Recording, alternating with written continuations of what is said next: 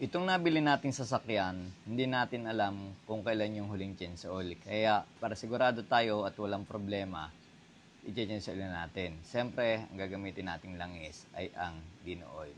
Binuhay ko ang makina para i-check kung gaano kalakas ang pressure. Pinatanggal ko yung cover ng salinan ng langis at tinakpan ko at napansin ko napakalakas ng usok. Ramdam na ramdam ko sa kamay ko yung talsik ng mga langis. Saglit na inilagay ko yung kamay ko, may pressure agad, napakalakas, parang katok na. Kahit pag hinugot mo yung dipstick, ganun pa rin, hindi lang kita sa camera, mausok pa rin. Sobrang dumi, ang lakas ng pressure.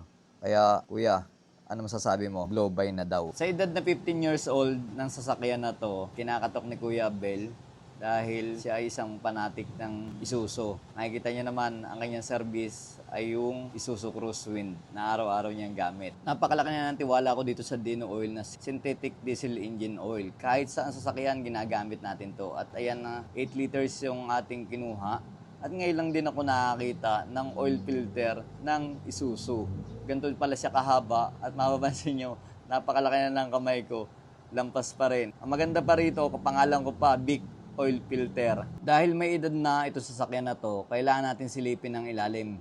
Kaya sakto naman, habang nakaangat, nakita ko yung tambucho na napakasariwa pa. Doon ako nagtaka. Nangangahulugan na tumutugma yung sunog ng tambucho niya sa natatakbo niya na 70,000 kilometer mileage. Mula dun sa catalytic pataas, sariwan-sariwa pa din. Wala pang indication na sunog. Ibig sabihin kapag sunog na ay gamit na sa sasakyan. Kung i-underwash to, okay na to. Medyo manipis yung reserva pero normal lang yan. Yung cover nito, tinanggal ko na kasi gusto ko na ma-check talaga kung saan yung mga leak. May cover yan doon. Sasali na tayo ng Dino Oil. 7.5 liters, tama? Kuya Bel? Ang ganda talaga ng aking Dino Oil na ginagamit mo naman, no? Gintong-ginto. Hindi nga lang bumagay talaga yung embudo. Original yan? Original yung embudong yan? Oo, mahal yan.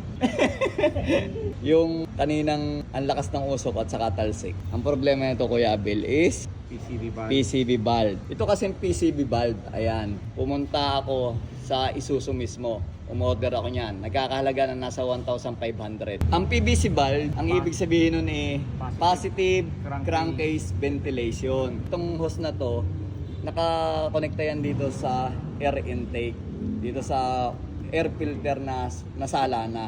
So, ibig sabihin, nagsisirculate na yan doon. Ngayon, ang laman nito ay yung diaphragm na goma, yung parang rubber, tapos may spring yan doon. So, pag hindi yan gumana, hindi magsisirculate yung sariwang hangin doon. At kaya yung nagkakaroon ng pressure dito.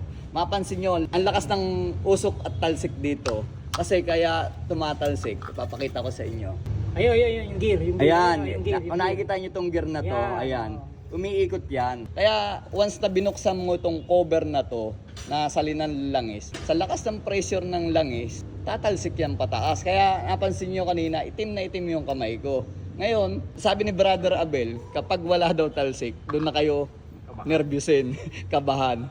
Dahil hindi nagpapump yung inyong langis. Meron kasi ang butas na ganyan Kung pag nag-i-spray yung langis doon, kabila ng makina yan.